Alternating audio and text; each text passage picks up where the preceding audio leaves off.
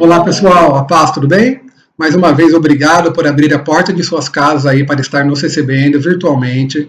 E eu espero que Deus esteja falando com cada um de vocês através da mensagem de hoje. Hoje é o segundo domingo do mês e, como de costume, estaremos tendo a celebração da Santa Ceia do Senhor. Tá bom? Então se prepare, tá? Já separe aí um pedaço de pão, um pedaço de um copo de vinho, de suco de uva.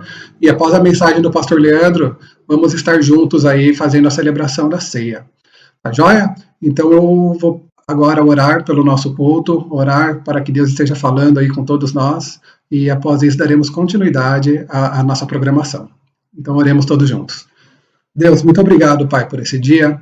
Muito obrigado, Pai, por essa chance de estarmos entrando na casa, Pai, do pessoal que está aqui nos assistindo, seja agora no domingo, seja após, Pai, durante a semana, e esteja, Pai, abençoando cada um de nós. Esteja falando com a gente, Pai, através da pregação de hoje, e que possamos todos, ó Pai, estarmos nos preparando aí, Pai, estarmos meditando na Sua palavra, meditando no que o Senhor tem feito em nossas vidas, e estarmos agradecidos, Pai, por tudo que o Senhor tem feito, né? É o nosso tema do mês, agradecimento, ação de graças, Pai, e que possamos todos, Pai, termos o coração quebrantado aí para a Sua mensagem de hoje. Esteja com a gente, Pai, esteja abençoando a nossa liderança, esteja no controle, ó Pai, de nossas vidas. Eu te peço por isso, em nome de Jesus, amém. Fique com Deus, gente, aproveitem aí o nosso culto online, então, e a gente se encontra por aí. Um abraço, tchau, tchau.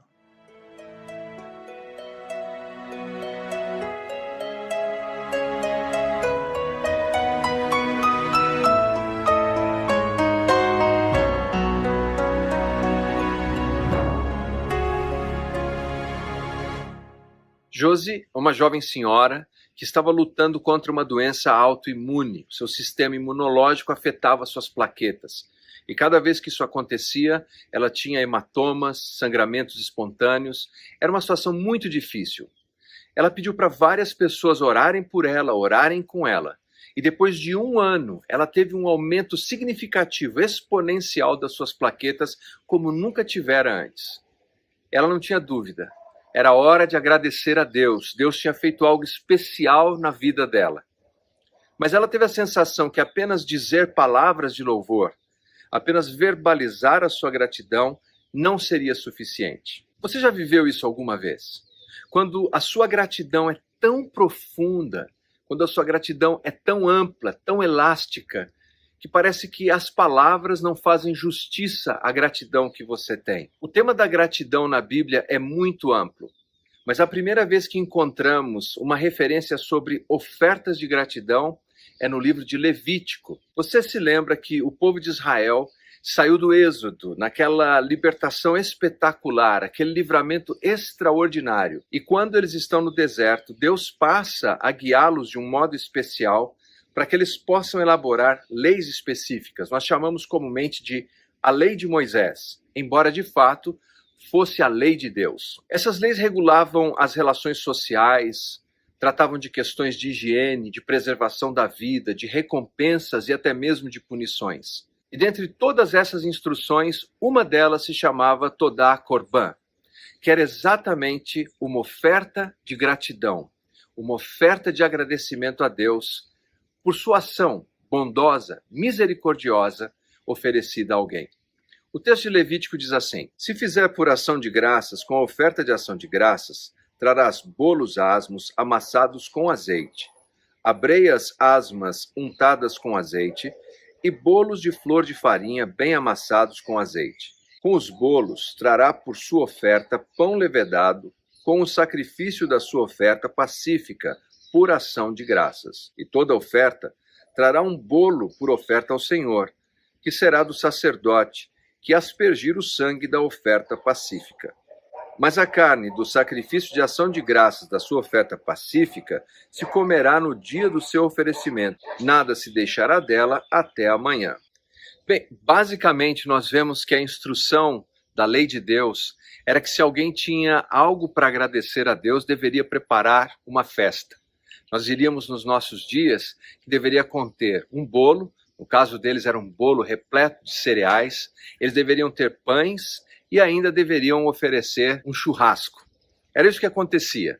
E naquela celebração em que a gratidão extrapolava as palavras, uma parte da oferta era dedicada a Deus. Normalmente a gordura era queimada no altar. Uma outra parte era oferecida ao sacerdote.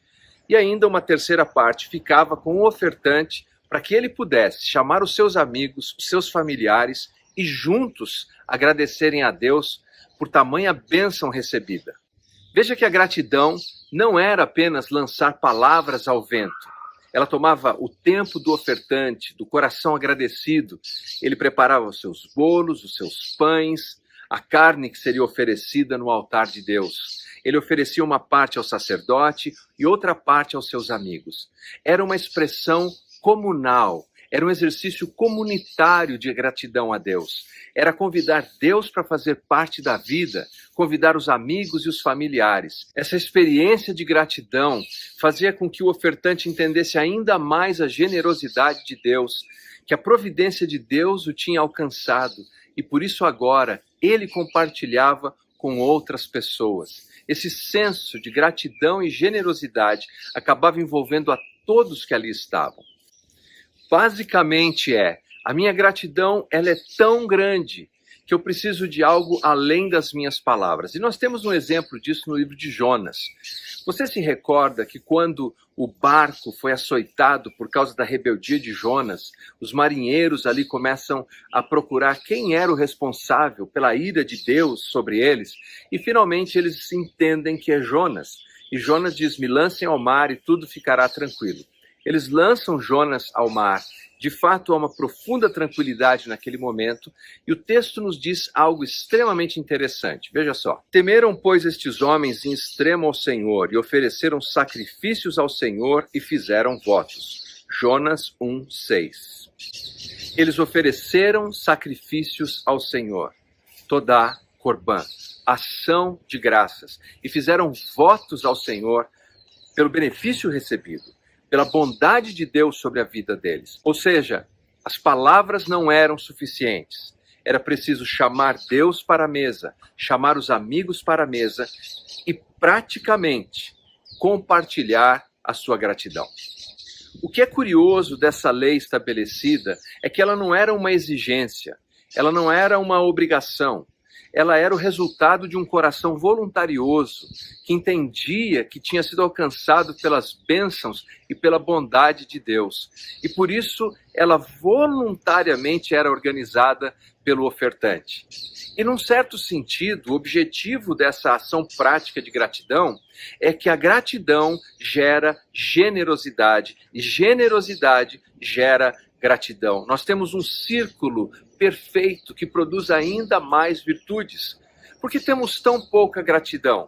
Porque temos pouca generosidade. E exatamente esse ciclo continua. Se queremos mais generosidade, precisamos expressar mais gratidão. Mas não apenas palavras, ações práticas que demonstrem o nosso coração grato a Deus. 2 exemplos que encontramos no Novo Testamento. Um deles é Jesus, por ocasião do que nós chamamos a última ceia. A ceia é conhecida como a ceia do Senhor, como a mesa do Senhor, e também é conhecida como a Santa Ceia, e por alguns como a Eucaristia, que significa dar graças. O que fez Jesus no dia em que ele deu graças com seus discípulos naquela última ceia? O texto nos diz: e tendo dado graças, partiu o pão e deu. É a gratidão que é demonstrada por ações. Jesus sempre fez isso. Quando ele multiplica os pães, ele abençoa os pães e os distribui. Gratidão que não se expressa é, na prática, ingratidão. E um outro texto do Novo Testamento muito interessante que nos mostra esse círculo e esse ciclo de generosidade e gratidão se encontra na carta de Paulo aos Coríntios. Veja só. Segunda carta de Paulo aos Coríntios, 9, 10 ao 12. Ora, aquele que dá semente ao que semeia, e pão para alimento, também suprirá e aumentará a vossa sementeira, e multiplicará os frutos da vossa justiça, enriquecendo-vos em tudo, para toda generosidade, a qual faz que, por nosso intermédio, sejam tributadas graças a Deus. Porque o serviço dessa assistência não só supre a necessidade dos santos, mas também redunda em muitas graças a Deus. Eu tenho certeza que você notou no texto que Deus dá a semente para quem planta. E quem recebe o fruto, então, compartilha com aquele que não tem. E aquele que recebe dá graças a Deus. Veja o ciclo e o círculo da gratidão. Deus nos abençoa. De maneira prática, nós oferecemos algo a Deus, abençoando as pessoas que estão à nossa volta. Aquelas pessoas ficam gratas a Deus e repassam essa gratidão a outras. E Deus é louvado, enquanto o ofertante reconhece a generosidade do Senhor. A Josi, que eu me referi no início dessa mensagem, ela foi tão tocada por Deus na sua gratidão, procurando uma maneira de expressar a gratidão prática, que ela encontrou um menino muito carente na Tailândia, que sofria do mesmo problema e não tinha condições financeiras para fazer o seu tratamento. E ela não teve dúvida. Com seu coração grato, ela ofereceu a sua gratidão de maneira prática e contribuiu para o tratamento daquele menino. Quando eu trabalhava em São Paulo, num pequeno escritório, nós tínhamos ali uma senhora chamada Ana. Essa senhora era faxineira, ela não tinha títulos, ela não tinha formação acadêmica, mas era uma mulher muito sábia. E eu me recordo que durante um tempo ela orava e orava por um filho que estava precisando de uma graça, como costumamos dizer, de uma bênção de Deus. E Deus abençoou de uma maneira tão extraordinária. Eu me recordo que quando cheguei no escritório para trabalhar, aquela senhora veio conversar comigo. E ela disse: Leandro, eu tenho aqui uma oferta de gratidão a Deus. Eu quero que você leve, compre uma flor, coloque alguma coisa bem bonita lá na sua igreja. Aquela senhora era sábia. Ela entendia perfeitamente que algumas vezes na vida as palavras são insuficientes para expressarmos a nossa gratidão. Agora veja, com isso, eu não quero dizer que você tem que dar uma oferta na igreja, ou dar uma oferta para mim ou qualquer coisa assim. Eu quero dizer que a sua gratidão pela providência de Deus, pela bênção de Deus na sua vida, não deve ficar circunscrita às palavras. Você precisa expressar a sua gratidão de maneira prática. E como você pode fazer isso? Partilhando da generosidade de Deus na sua vida. Abra o seu guarda-roupa. Veja quantas coisas você tem. Coisas lindas, boas, em ótima qualidade. Passe isso para alguém. Talvez para um parente seu que esteja precisando, um vizinho, um amigo. Compartilhe a sua gratidão. Chame Deus para a mesa. Imagine você reunir os amigos para um churrasco, para compartilharem do pão, porque simplesmente somos gratos a Deus. Veja o que você tem, veja da abundância de Deus nos seus recursos e compartilhe generosamente. Compartilhe os seus talentos, compartilhe o seu tempo. Quando você é grato a Deus na prática, você faz parte deste ciclo e deste círculo de gratidão e generosidade. E a nossa vida é bem vivida e ainda despertamos aqueles que estão à nossa volta. Você tem algo para ser grato a Deus? Então seja, e seja de maneira prática.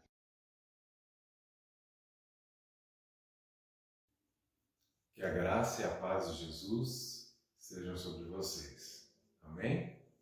É um prazer estar aqui, muito bom estar aqui nesse momento para celebrar a ceia do Senhor. E para celebrar esse momento tão especial, quero te convidar a abrir sua Bíblia comigo no Evangelho segundo Lucas, capítulo 22, versículos 14 ao versículo 20. Evangelho na ótica de Lucas, capítulo 22, versículo 14 ao versículo 20. Diz assim: Chegada a hora, pôs-se Jesus à mesa, com ele os apóstolos, e disse-lhes: Tenho desejado ansiosamente comer convosco esta Páscoa, antes do meu sofrimento, pois vos digo que nunca mais a comerei, até que ela se cumpra no reino de Deus. E tomando o cálice, havendo dado graças, disse: Recebei e repartir entre vós, pois vos digo que, de agora em diante, não mais beberei do fruto da videira, até que venha o reino de Deus. E tomando um pão, tendo dado graças, o partiu e lhes deu, dizendo: Isto é o meu corpo, oferecido por vós. Fazei isto em memória de mim. Semelhantemente, depois de cear, tomou o cálice, dizendo: Este é o cálice da nova aliança no meu sangue, derramado em favor de vós. É difícil imaginar a sensação, o sentimento de Jesus ao participar dessa ceia, os últimos momentos ali com os seus discípulos. Jesus sabia que ele seria entregue. Jesus sabia a dificuldade que estava pela frente. E mesmo assim ele disse que estava ansioso para participar daquele momento, daquela ceia. Jesus ele viria a sofrer uma humilhação muito grande. Ele seria zombado, ele seria cuspido, ele ficaria nu, ele receberia todo tipo de maltrato, totalmente humilhado. Mas ele não recuou, ele foi adiante. Jesus ele sentiria uma dor incrível. Ele passaria pela crucificação, ele receberia prego nas suas mãos, prego nos seus pés, ele seria transpassado, ele sentiria falta de ar, seria asfixiado naquela posição, naquela cruz, mas mesmo assim, ele não recuou. Jesus ele passaria a maior dificuldade de toda a sua vida, que é a pressão espiritual que ele sentiria quando todo o pecado do mundo fosse colocado sobre ele. Ao ponto que ele chega a gritar: meu Deus, por que o Senhor me abandonou? Tamanha pressão do pecado de toda a humanidade que estava sobre Jesus. Mas mesmo assim, ele não recuou. E por que ele não recuou? Jesus não recuou por amor. O único motivo de Jesus ter ido adiante é o amor por mim e o amor por você. E é isso que a gente celebra nesse momento de ceia. O amor de Jesus por nós. Aquilo que ele fez em nosso favor. Não pense que Jesus ele foi forçado naquele momento. Não pense que ele não teve opção. Ele é bem claro quando diz: ninguém toma a minha vida, eu a dou. Jesus fez isso voluntariamente e por amor.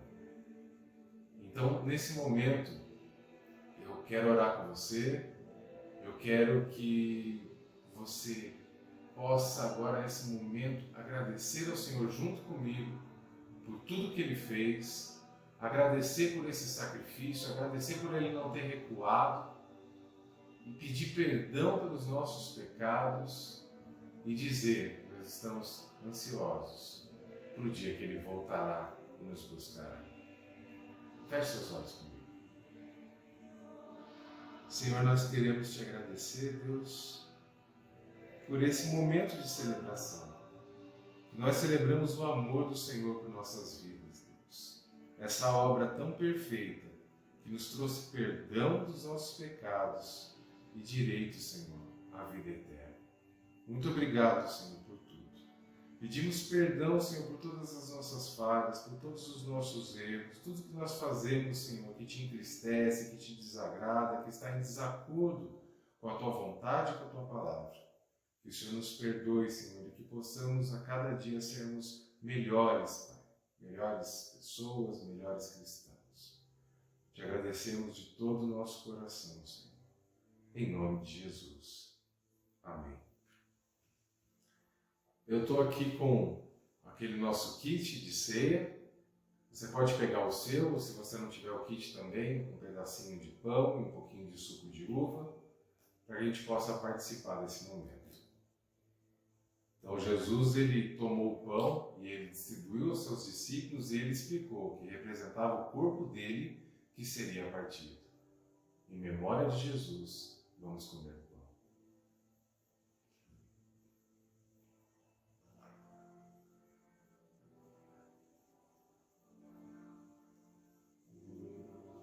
De forma semelhante, depois de ter comido esse pão, foi o momento do cálice.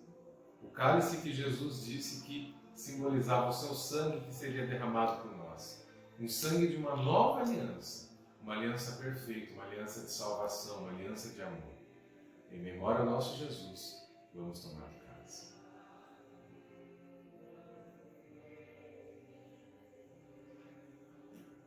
E o melhor é que não acaba aí.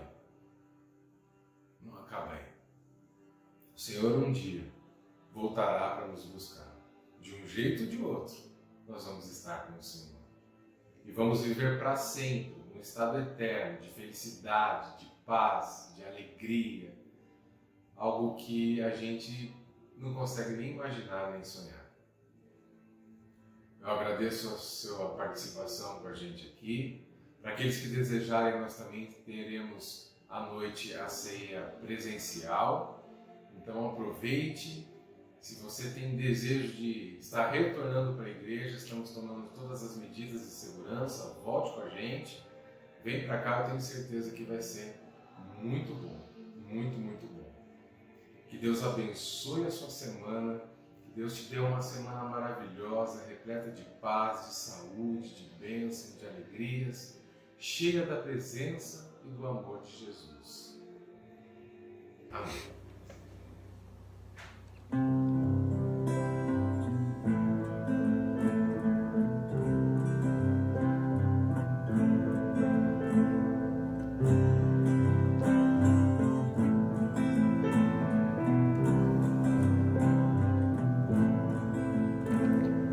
Pai, eu quero te amar, tocar o teu coração e me derramar